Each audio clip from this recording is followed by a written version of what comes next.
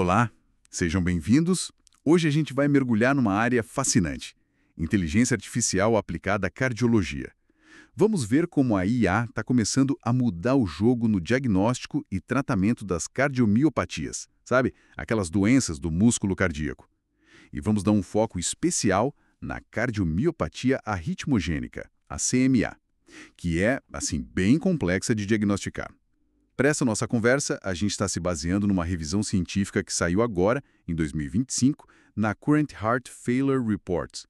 O nosso objetivo aqui é entender o que já está funcionando, o que é promissor e também, claro, os desafios, né? Especialmente para a CMA, onde um diagnóstico errado ou tardinho pode ser muito grave. Exato. E acho bom a gente só relembrar rapidinho o que é IA nesse contexto, né?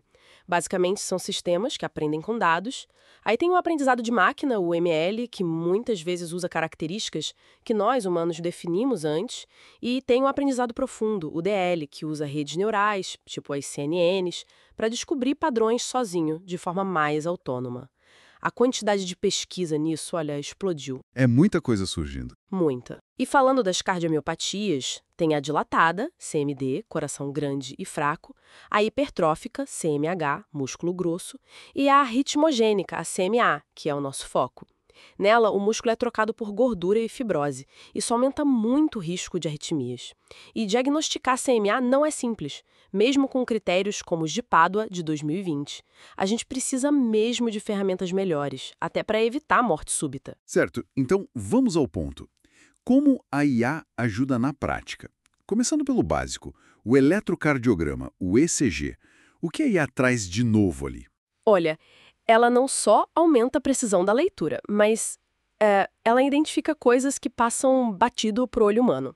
Para semear, por exemplo, já tem modelos de IA que diferenciam um ECG normal de um com CME com quase 98% de acurácia. 98%? É muito alto. É impressionante.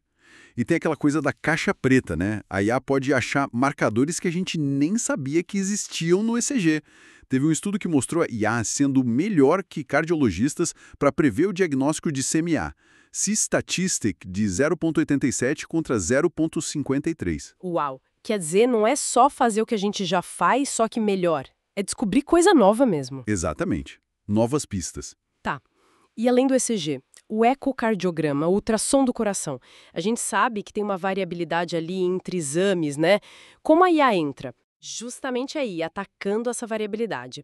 Tem um exemplo bom com pessoas que têm uma variante genética específica, a PLM-R14-DEL, ligada à CMA.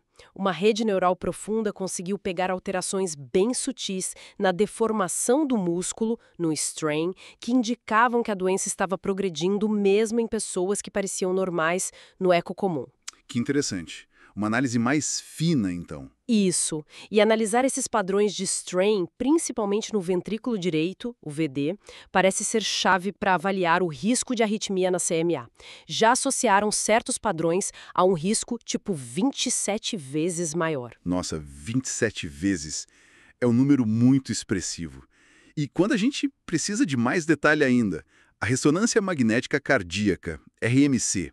Analisar aquilo é um trabalho, né? Sim, é trabalhoso. Especialmente o ventrículo direito, que tem uma forma complexa. A IA está ajudando a automatizar a segmentação das imagens. Aquilo que é feito manualmente, sabe? Demora, varia. Entendi. Agiliza o processo. Agiliza. Mas talvez o mais legal seja a análise do realce tardio com gadolinho, o LGE, que mostra onde tem fibrose, cicatriz no músculo. A IA pode analisar os padrões dessa fibrose. Isso pode ajudar a diferenciar subtipos de CMA. E, mais importante, a ver quem tem mais risco de arritmia, dependendo de onde e quanta cicatriz tem. Fascinante. A IA tem todas as etapas da imagem. E a genética? A CMA tem essa base genética forte, mas interpretar teste genético é um nó, certo? Com as VUS. É um nó, sim. Muitas variantes de significado incerto, as VUS. A IA, com aprendizado de máquina, já está ajudando a classificar essas VUS, dizendo se é mais provável ser benigna ou causar doença. Isso é um avanço enorme para o aconselhamento. Ajuda a desempatar, digamos. Exato. Mas o grande salto mesmo pode vir da integração de tudo, a tal da multiômica. Multiômica. Explique isso um pouco melhor. É juntar tudo.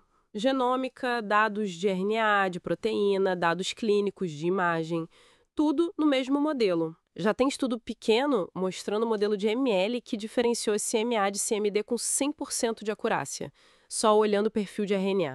100%. Em estudo preliminar, sim. Combinar tudo isso é o futuro para entender a fundo a doença. Mas, assim, para CMA ainda falta mais pesquisa nessa área de multiômica, comparando com CMH ou CMD. Parece incrível o potencial, mas imagino, não deve ser só maravilha. Quais os desafios para colocar isso tudo na prática? Ah, são vários. Primeiro, dado. Para doença rara como a CMA, que afeta tipo 1 em 2.000 pessoas, falta volume de dados. Isso pode fazer o modelo não funcionar bem para todo mundo, sabe? O tal do overfitting. Depois, a caixa preta. A dificuldade de entender por que a IA decidiu aquilo. Isso gera desconfiança no médico, né? Embora já tenha pressão para modelos mais explicáveis. A transparência, né? Isso. E, claro, tem toda a questão ética, privacidade dos dados de saúde, segurança. É muito sensível. E o risco de usar modelos de linguagem grande, os LLMs, sem cuidado e acabar gerando desinformação. Muitos pontos importantes para ter atenção. Bom, resumindo então, o potencial da IA para refinar diagnóstico, prever risco nas cardiomiopatias, especialmente na CMA, é enorme, desde o ECG até a genética e a imagem. Sem dúvida, apesar desses desafios todos, dados, ética, explicabilidade, que vão exigir muita colaboração entre áreas diferentes, né? Médicos, engenheiros, pessoal da ética, mas a capacidade da IA de processar essa montanha de dados complexos dá uma esperança real de a gente conseguir diagnosticar mais cedo, entender melhor a progressão da doença e, no fim das contas, melhorar os resultados para os pacientes. Com certeza. E fica aqui uma provocação final para quem nos ouve.